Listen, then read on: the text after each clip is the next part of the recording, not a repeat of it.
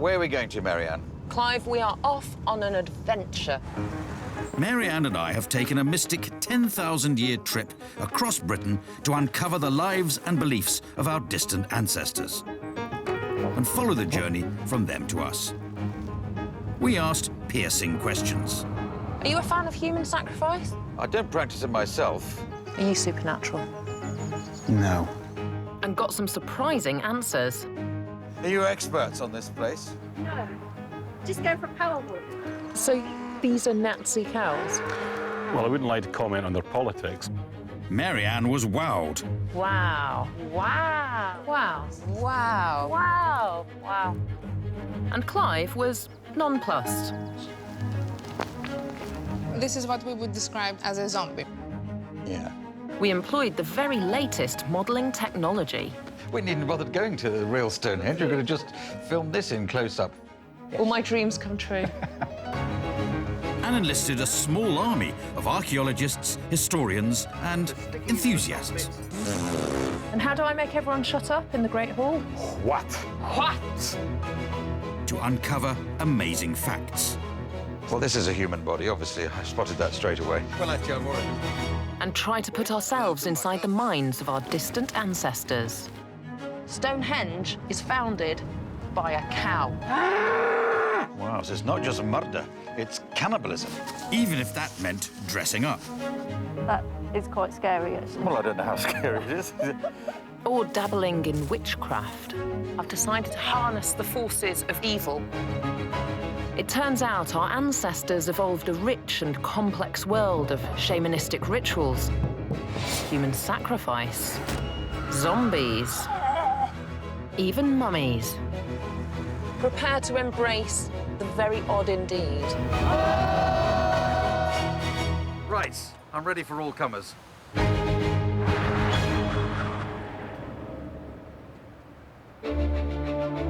People have lived continuously in Britain for at least 11,000 years. So that's where our trip through time begins, in the Stone Age.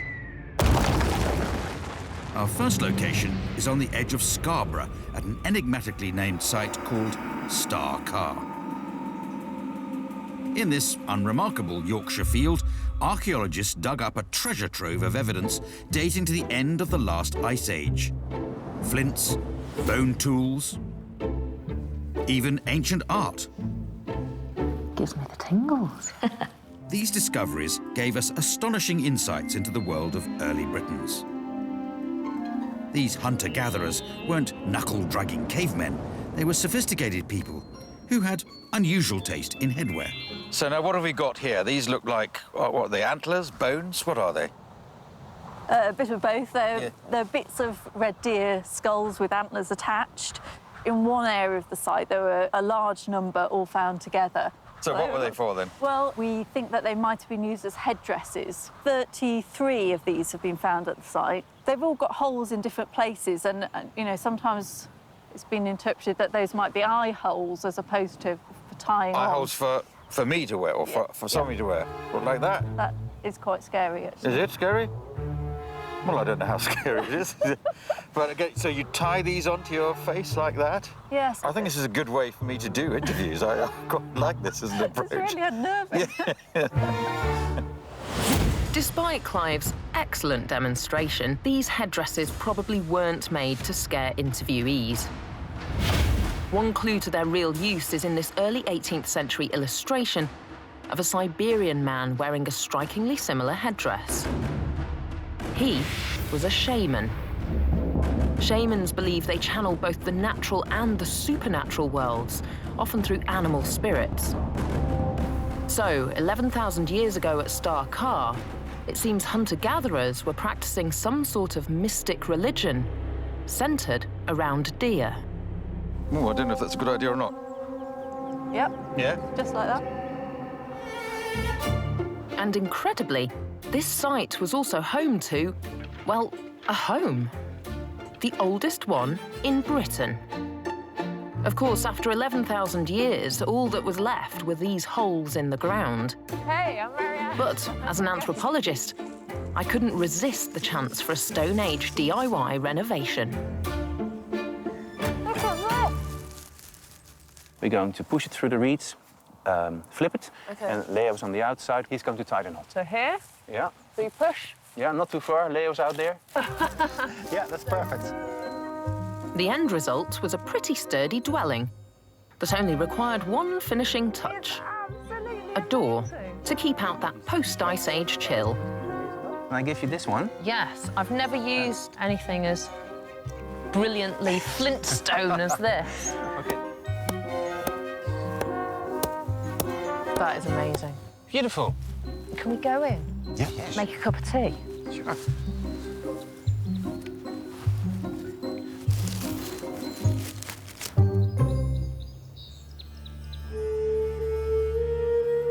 And the evidence at Star Car told us a lot more about their lifestyle. This is the oldest complete bow in the world. But it wasn't for hunting deer, it was for fishing. And is that easier than putting a hook on a line and catching the way people might go angling today or fly fishing? Is it easier to shoot them? Depends how good a shot you are, I think. Well, I suppose so. I think they start off Armed with a replica bow, I was no longer a middle-aged man in an anorak. I was a Mesolithic hunter, There's nothing obviously swimming by at the moment. ready to slay beast, bird, or pre-packed supermarket trout. You'll pop it on the edge and then you've got a good chance of hitting it. Yes, OK. I'm not really confident I'm going to achieve anything, but I won't... Oh, there it is. There he is. Does look a bit sad, floating on the surface. Lucky, no fish is going to suffer in the course of this. A, because it's dead already, and B, because I'm probably not going to hit it.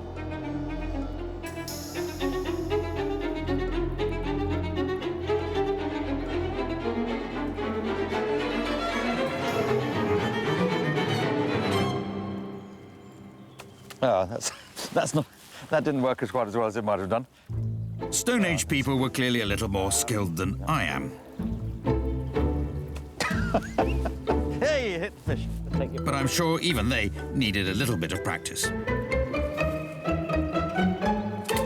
Got it. Let's be honest, I'd probably have starved to death in the Mesolithic. So not only were our ancestors better with a bow than Clive, they were a lot more like us than you might have thought. And when we checked in on them next, 4,500 years later, they'd developed some interesting new ideas.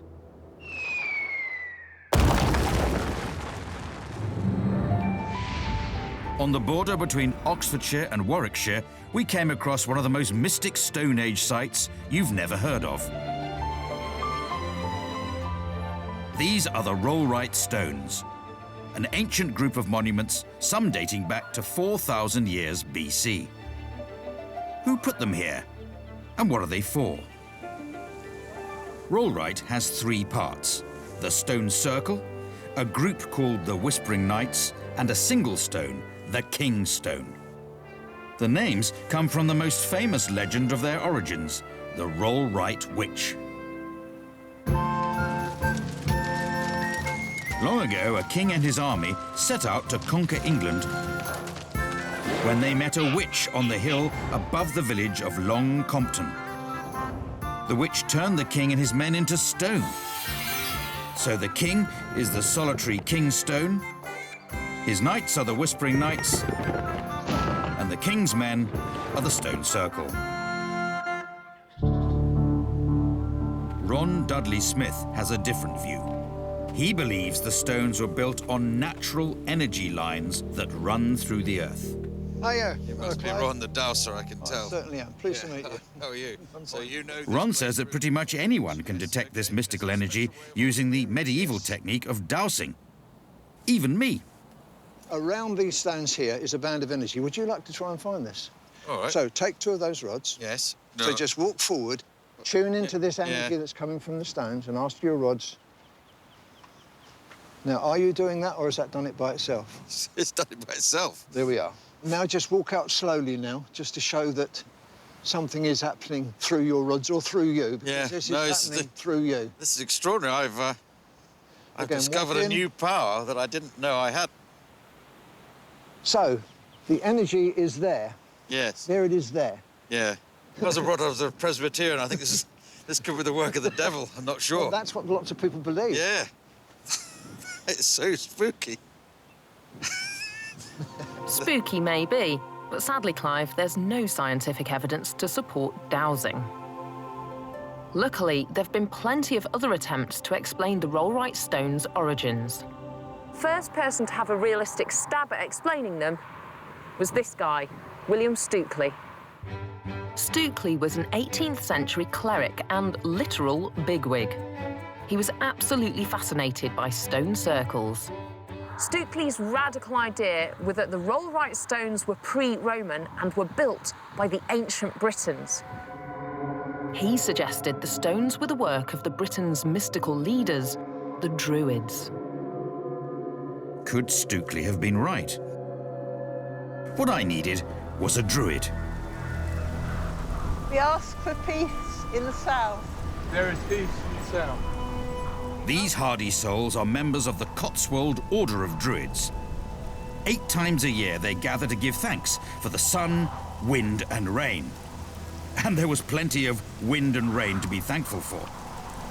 So the ceremonies that you do, how do they relate to what happened in ancient times? Our ceremony is to celebrate the time of the year, the cycle of the sun and the earth. Yes. I'm sure in the olden days they were much more raucous with lots of drinking and feasting and things. Much worse behaviour, you think? Yeah. Would you be saying it was sort of Druids who constructed this? Now, this stone circle is believed to be 4,500 years. That was over 2,000 years before the first reported Druid sighting. So it wasn't the Druids. Hail and farewell. Farewell. Poor Clive, cold, miserable, and still none the wiser. We may never know why our distant ancestors built the stones or why they were built here. But for around 6,000 years, people have been drawn to them. They're still coming today, and our descendants will probably still be coming here in another 6,000 years. And they probably still won't know why they were built in the first place. Now, contrary to what Mary Ann might say, I wasn't around for the Stone Age, but it was big for Britain. And its biggest moment is the next destination on our whistle-stop trip through time. Welcome to Britain's most mystic monument. Stonehenge sits on Salisbury Plain. And don't take this the wrong way, Wiltshire, it's right in the middle of nowhere. So who put it here? And why? According to some people, Stonehenge was built by Druids. It wasn't. That's an 18th century misconception. Other people think it has something to do with extraterrestrial technology. It doesn't. That's a 20th century misconception. One of my favourite theories is, according to a medieval writer called Wace, this thing was built by Merlin the magician with the help of a giant. Obviously, none of those theories are correct. And in the cold, rational light of the 21st century, we found a much more believable explanation. Stonehenge is founded by a cow. That's right, cows. For thousands of years, giant, extremely wild cows called aurochs were drawn to the open ground of Salisbury Plain, and archaeologists think this attracted humans here in the first place. Aurochs have been extinct for 400 years, but now they're back, sort of. And it's all down to the Nazis. All sounded a bit dangerous to me. Luckily, Mary Ann volunteered to investigate. These are animals that are called Heck cattle, and they were made by 2 brothers, Heinz and Lutz Heck, between the First and Second World War. The Heck brothers tried to reverse engineer aurochs using selective breeding of their domesticated descendants to produce a larger, more aggressive animal. And this backbreeding program was supported by Himmler and by Göring, who was the Huntsreich Marshal for the Third Reich. So these are Nazi cows? Well, I wouldn't like to comment on their politics, but that's certainly the legacy they're drawn from, yes.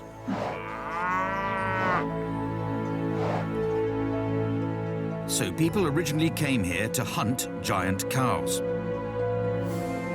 But by the time Stonehenge was built, Neolithic farmers had very sensibly given up hunting the aggressive aurochs. But this area remained important. They built a huge stone circle here and buried the cremated bodies of their dead beneath the stones. 500 years later, they remodeled it, moving the stone circles inwards and raising the massive sarsen stones we see today. So what made them rebuild a perfectly good stone circle? It turned out it was the arrival of magical strangers laden with bling. And here's one of them. Take this unusual looking rock here and break it up.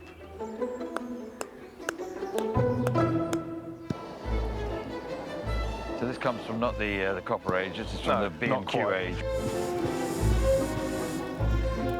So, if you sprinkle a little bit of that copper ore in, probably start to see some green flames coming through. So we could have a sort of barbecue while we're waiting. We could, on top of this, couldn't we?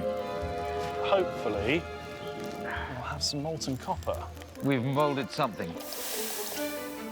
There we go. All right. Those are the two bits. It's a pair of earrings, isn't it? Look. Perfect.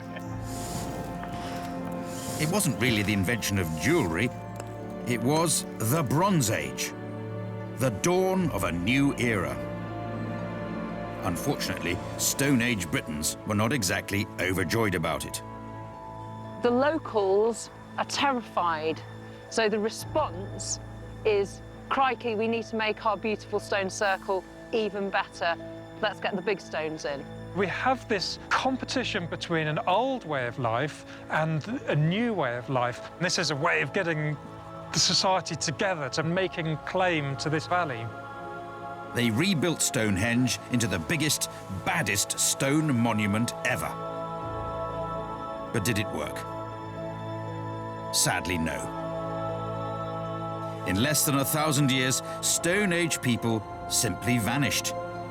All that's left now are their gigantic monuments, the last hurrah of the Stone Age. So Stonehenge marked the point when ancient Britain entered the Bronze Age. And that's where our trip through time took us next. Marianne believed that our Bronze Age ancestors moved on from cremating their dead to mummifying them. And I wasn't convinced. This is what I call a mummy. That is a human toe. Leathery, maybe, but you're looking at the actual skin of the toe. Real skin, still there after thousands of years. Could Marianne show me something as convincing as that toe? It's true that British mummies may not have looked quite like this. But in Scotland, archaeologists found a cave filled with human bones, and some had preserved flesh. But was this mummification? To find out, I went to the East End of London. Not to look at human flesh, but fish. Basically what you want to do is just sprinkle it lightly on the fillets. Push it. Exactly. What is it that the salt does to the flesh? Well, the salt essentially draws the moisture out of the flesh. So by removing that, you're stopping the fish rotting. The salty sea air and the smoke from fires in the Scottish cave could have preserved flesh in exactly the same way. But what about a whole body?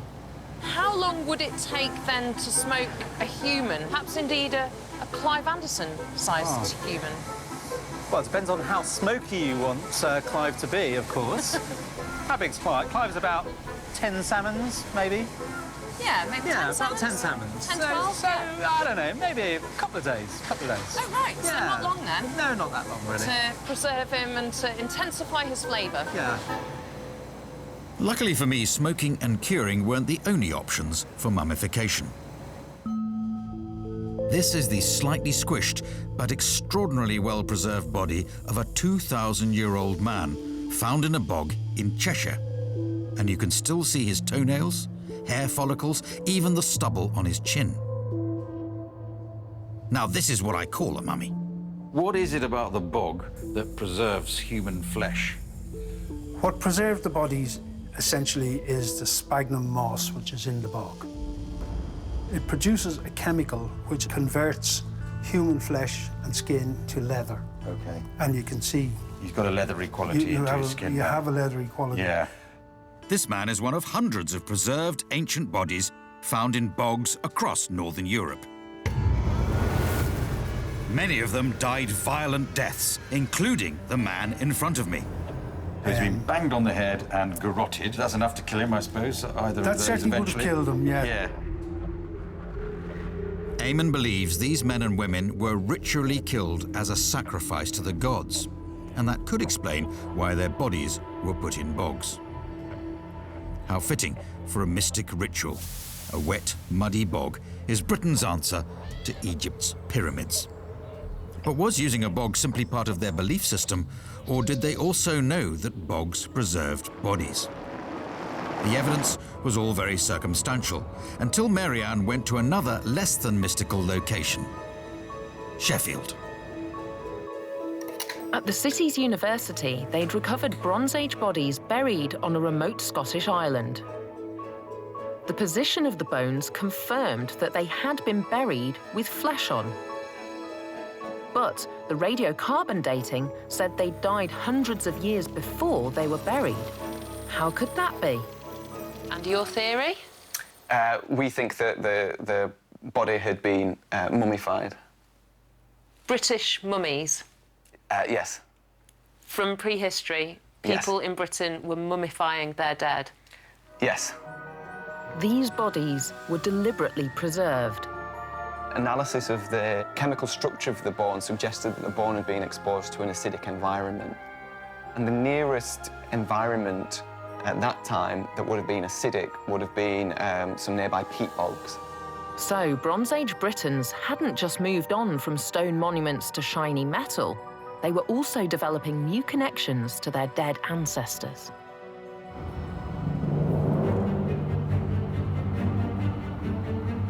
That means we can add mummification to a long list of eccentric British customs, like Morris dancing and cheese rolling. But then, along came the Iron Age, the next jumping-off point on our trip through time. By then, our ancestors had moved on to something you'd be hard-pushed to defend as merely eccentric: human sacrifice. Somebody has slashed down with a blade, gone to the back of the neck there. Right. My, what a big knife that is, Katie. Yes, this is presumably a knife or other implement being drawn across the front of the neck. So this man had his throat slit. But the poor person's had a rather grisly end. These are the fracture marks from when somebody was literally poleaxed. They've chopped the legs off here, at the top of the femurs, and then they've slashed through the middle of the body, through the soft part, and taken out the pelvis area of this body and just put it on the bottom of the pit. That's so violent. So, human sacrifice was a real thing in ancient Britain. The question is, why? Well, it varied. But one thing we do know is that Iron Age people had a lot on their plate, or rather, not enough. If crops failed, starvation was a very real prospect. So, archaeologists suspect some people were sacrificed in grain storage pits to appease the gods and ensure a good harvest. They're putting their seed grain, which is so vitally important to the life of the community, they're putting it in the realms of the gods of the underground. And they're saying to the gods, here's our livelihood. Protect it for us during the year, and we will say thank you to you in some way. Thank you meaning a human sacrifice, which seems a trifle harsh. So I sent Clive back in time to see how much effort it actually took to provide even the simplest of foods in the Iron Age. What would be quite nice is if we make some bread and we'll make some butter. This is going to be fantastic. It's going to be the best thing before sliced bread. Ever. Yeah. You've So got we've just cream got in there. cream and in there. We're going to turn this into butter. Turn that I'm into going to turn it into Yeah, butter. you're going to turn that into butter. OK.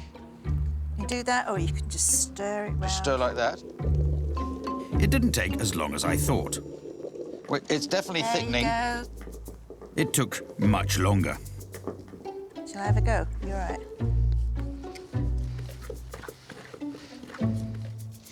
Well, as you can see, it's a pretty straightforward process, requiring only about 9 hours' work for a scraping of butter. Well, better late than never. Even from my brief experience, it's clear survival in the Iron Age was very hard work. I imagine you might do pretty much anything to increase your chances of survival, up to and including human sacrifice.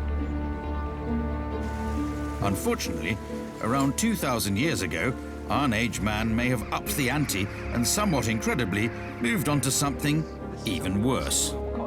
This is a human leg bone, femur, and it's been split longitudinally. OK. Now, what you normally find with bones when they break across the bone OK. rather than along it. Why have they done this, then? Well, the obvious answer is to extract the marrow. Are you saying that humans might like eating marrow and they'd like eating human marrow? Well, that's the inescapable conclusion. What could have provoked something so extreme? One possibility is something that was about to shake Iron Age Britain to the core. The year was AD 43. We were invaded by one of the greatest empires the world has ever seen, the Romans. And boy, did Clive embrace that role. Right, I'm ready for all comers. Unsurprisingly, our Iron Age ancestors weren't terribly keen on this. When the Romans invaded Britain, they ran up against blue-painted locals. They were handy with a sword, savage, and some Romans feared supernatural. Are you supernatural? No. Of course they weren't. But the Romans didn't know that. After 80 years of mixed success in battle, they decided to change tack by building a whopping great wall. Stretching 73 miles from coast to coast, Hadrian's Wall was a fantastic piece of Roman engineering. Up to 6 meters high, 6 meters wide, and heavily fortified. Yes, I'm beginning to get the idea. It really is quite big, isn't it? It seems the locals had made quite an impression, and Roman troops weren't convinced this massive wall alone would be enough. So they added extra mystic protection. Yes, that is what you think it is. Who's done this? Which vandal has come along and done this? Well, the phallus is known as a protective symbol in the ancient world. Is this the only one on the Hadrian's Wall? No, actually, there are at least 57 known examples from stones either built into the wall or built into forts or into Heinz bathhouses. variety of penises. Yes. The Romans used the phallus to protect against the evil eye, an enemy's malicious glare that cursed you. And apparently our ancestors were pretty good at the evil eye, or, as it turned out, the evil ear.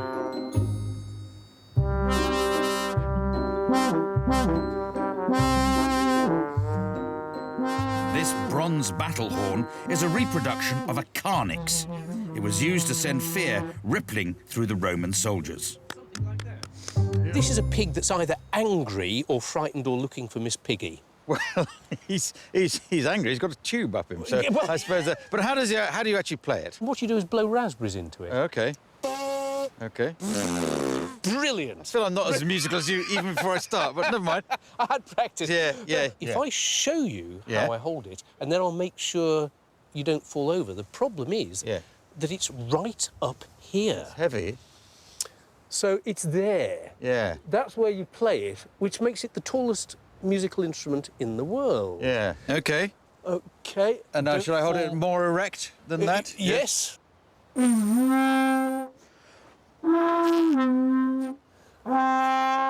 Yes, I'm sure the ancient Britons played it rather better than that.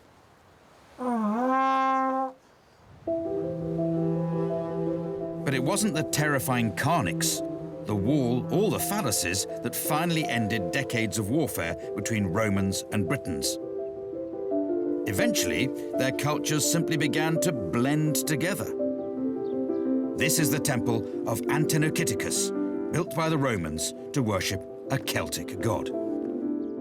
The Romans seem to have had what you might call an adopted god scheme, where if they went somewhere, they were always nervous about offending the deities. So Antenokiticus would never have been used to having a Roman altar or an inscription, and in fact, he may not have had a human form in the previous existence. Oh, right. So what form would he had then? Most of these Celtic deities were just spirits until the Romans got their hands on them, and suddenly they appear as these rather handsome young chaps. So all it took to finally settle their grievances was time. In the end, they ceased to be Celts or Romans anymore. They were all just British. But after 4 centuries, Roman rule ended. By the next stop on our time trip, our ancestors had thrown those Romano-Celtic gods straight out of the window. Now a new paganism was the dominant mystic belief in Anglo-Saxon Britain. When it thunders, what is going on? Well, maybe that's Thunor, the thunder god. So we have Woden, as he's one of the top gods in Anglo-Saxon England, and he gives his name to Wednesday. Woden's Day? Yes, Woden's Day. And Friday is named from some aspect of Free or Freya. Every god gets some of their power from having an animal-like nature. And they tend to be fierce or clever animals like wolves, or Woden has an 8-legged horse, which of course is a good thing to have. He's also got 2 ravens who can fly about and bring him back things that they've learned. Thunor, Woden, wolves, ravens. Eat your heart out, Hollywood. This period was sometimes known as the Dark Ages, not because it was gloomy, but because there are relatively few written records. But things were about to brighten up a bit. In 2003, Ian Blair began a routine archaeological survey ahead of road construction here at Prittlewell, just a couple of miles north of Southend. It turned out to be anything but routine. What did you find when you dug down? In the first hour or 2 of excavation, we uncovered a copper alloy hanging bowl.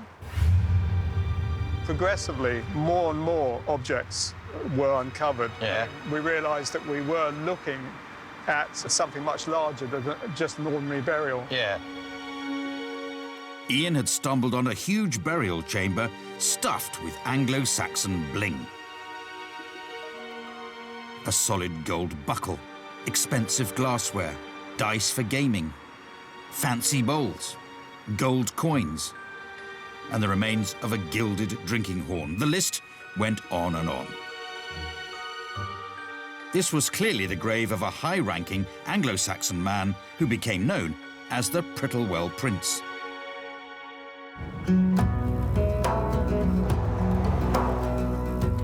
To find out more about the life the Anglo-Saxon prince would have led, I joined a group of enthusiastic and slightly scary reenactors. Oh, hi. Well, come in, Wellis. Oh, thank you very much. We speaking Anglo-Saxon? No. Well, come in. Welcome. Wellis, stranger. Oh, thank you. And my name's Clive. What's your name? Alfric, or as I'm better known in the modern day, Richard. Richard. And should I have an Anglo-Saxon name? Can you give me something appropriate? Ooh. Ibergar. Ibergar? Yeah. Sounds a bit Yorkshire. Ibergar. Ibergar. Yeah. It's actually Gar is spear. Yeah. And Iber is 4. So... I'm a boar. Beer, gaming, and some very big swords taught me that the Prittlewell Prince lived in a world of tough men and tougher gods. It did all seem very pagan, but a couple of things about this burial were distinctly odd. A pagan Anglo-Saxon would normally be buried with his sword in his hands, but this sword was across the chamber. And then there were these. gold foil crosses, and these are in the state that they were when found. They're so unequivocally Christian, tiny little things. They were found at the head, and it's thought that they were put on the eyes. Anglo-Saxons around here were almost exclusively pagan. So why did the Prittlewell prince have crosses on his eyes? Probably because he died at an absolutely critical moment in British history. This burial marked the leading edge of a wave of Christianity that was about to sweep across the country. The Prittlewell prince, accidentally discovered beneath a patch of scrubland between a main road and a railway, turned out to be an absolute trailblazer.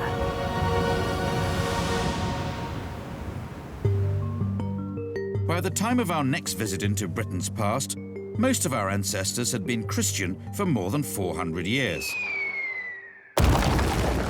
The medieval village of Warham Percy is on the western edge of the chalk wolds of North Yorkshire, about 18 miles northeast of York.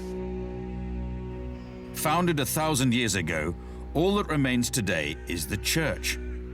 But the outlines of the houses are still clearly visible from the air. It was a large, God-fearing village that relied on local crops and animals to survive. But this apparently normal village harboured a very dark secret. There is one find that we made, which was a pit, which was just here. Right. Which contained over 100 human bones. Buried here. How many people? At least 10. So we're standing on the last resting place of 10 people. Yes, which is a bit strange because most people in the village, you would think, would be buried down in the churchyard. Yeah.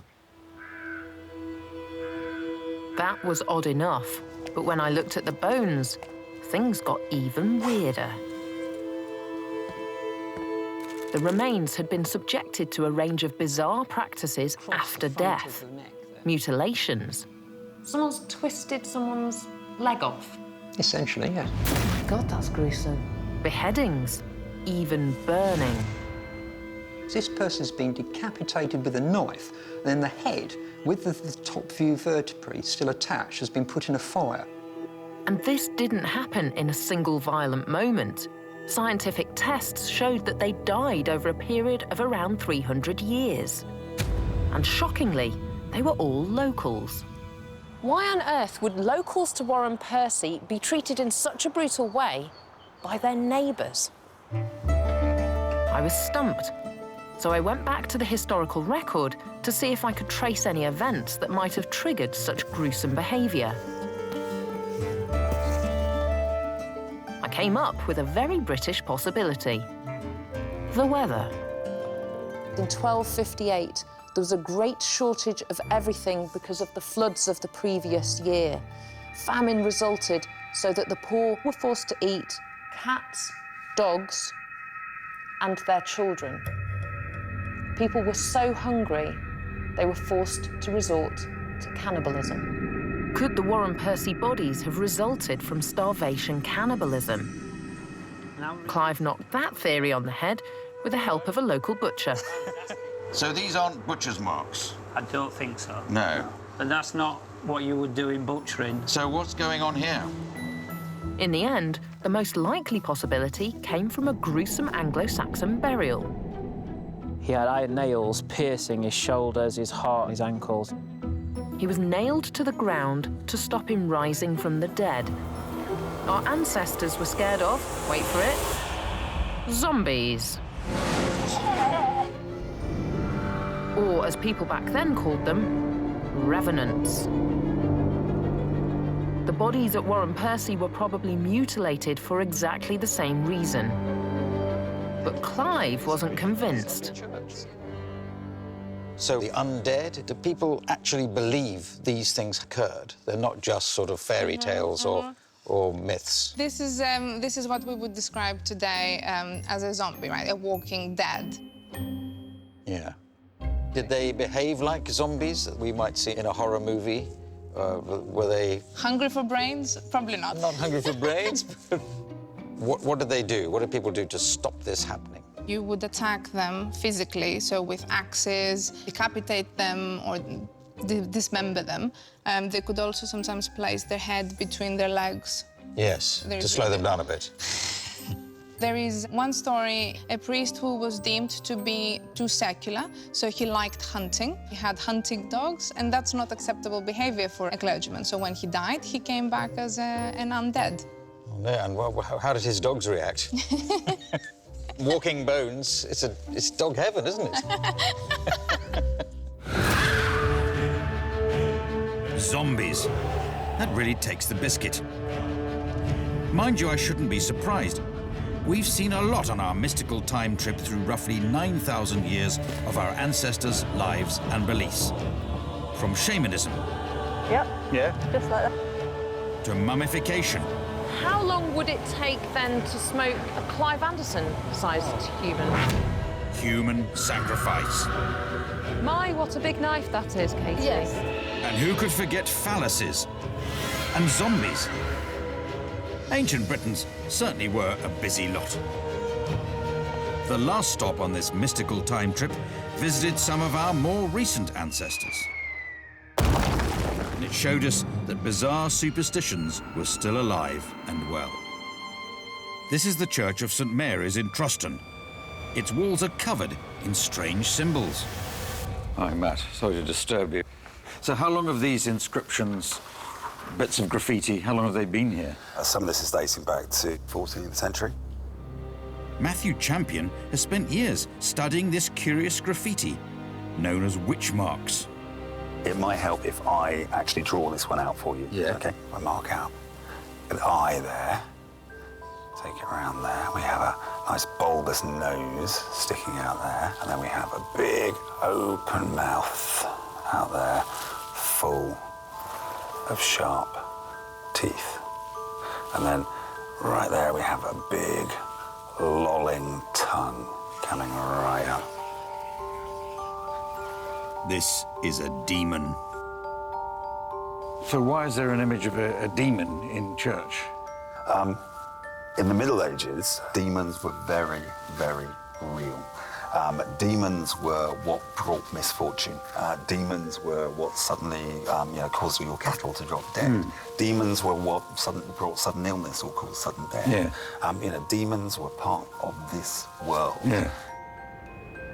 This graffiti was put here to ward off evil in a world where everyday misfortune was put down to demons.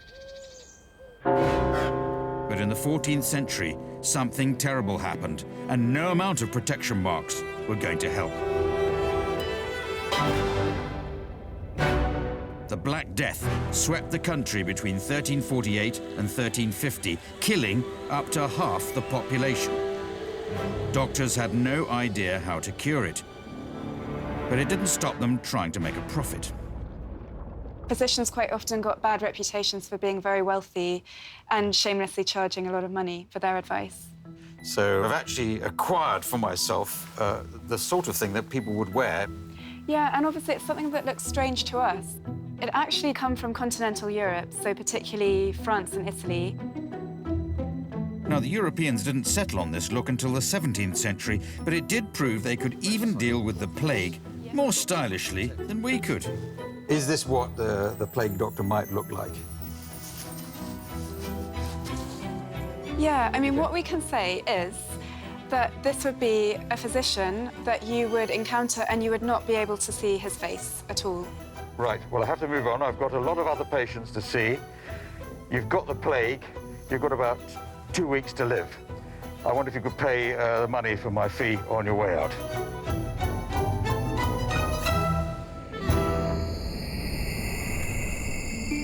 Despite believing that the Black Death was the devil's work, our ancestors were apparently drawn to the power of dark magic. Curses even turn up in cathedrals. So how did that work? So I've got my paper. I'm going to curse Clive. Sorry, Clive. So that's Clive.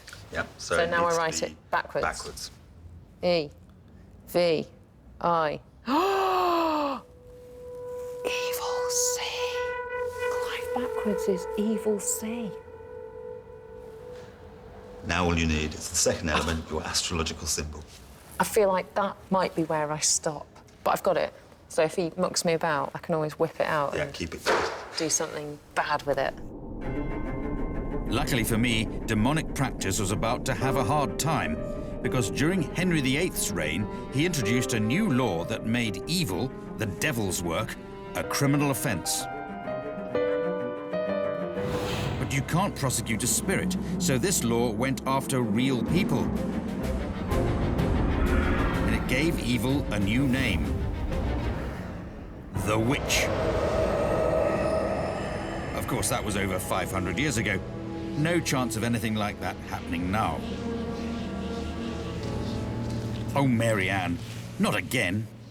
I went to the DIY shop and I've bought myself some nails. I found a feather. I'm going to call it the devil's feather. And in here, the no longer beating heart of a recently deceased pig. This has been slaughtered appropriately. And I'm going to have a go. There are many examples of hearts stabbed and pierced with thorns and nails. Oh, it feels weird to do this.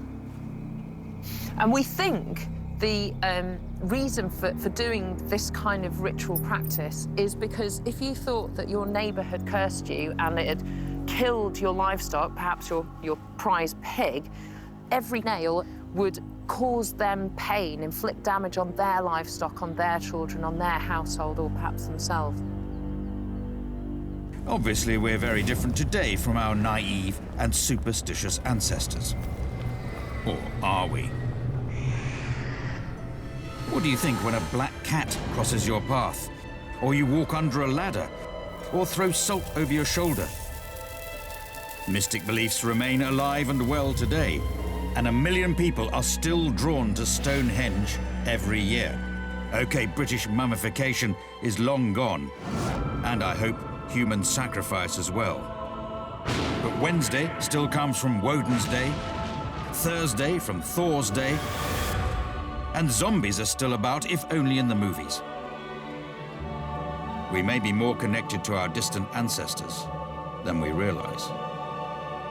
Well, we've been on quite a journey through mystic Britain's history and prehistory.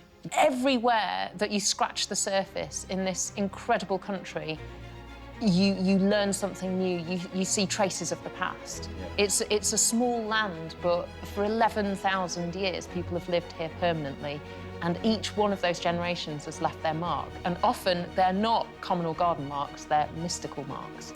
And there's more to find, you think? We have barely scratched the surface.